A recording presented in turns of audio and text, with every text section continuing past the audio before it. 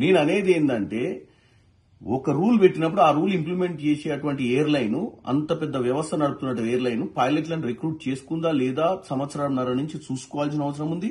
Immediate గా అట్టి rule ని తీసుకొచ్చేటప్పుడు ఎంత నష్టం జరుగుద్ది, ఎవరెవరికి ఎంతమంది ప్రయాణికులకు నష్టం జరుగుద్దో చూసుకోవాల్సిన అవసరం కూడా ఏవియేషన్ మినిస్ట్రీకి ఉండే.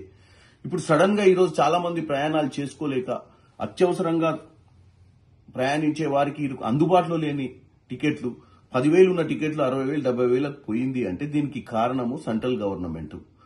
ఎయిర్లైన్ ఎట్లాగూ స్వార్థం కోసం ఎయిర్లైన్ అనేది ఒక ప్రైవేట్ వ్యవస్థ.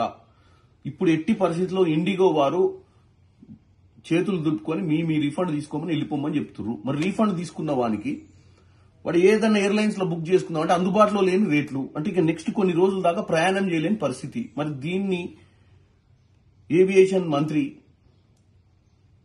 రామ్మోహన్ నాయుడు గారు ఏం చెప్తారు, తర్వాత బీజేపీ ప్రభుత్వం ఏం చెప్తుంది, ఇండిగో వారిని పైన ఎటువంటి చర్య తీసుకుంటుండు అనేది ఈరోజు మేమందరం కూడా అడుగుతున్నాం, రాజకీయ పార్టీలు కానీ ప్రజలు కానీ. ఎందుకంటే ఇంత అశ్రద్ధతో వ్యవహారం చేయడాన్ని చూస్తుంటే ఏమాత్రం అవగాహన రాహిత్యంతో ఎంతమంది ప్రయాణికులను ఇబ్బంది పెడుతున్నారో చూడాల్సింది మీరు.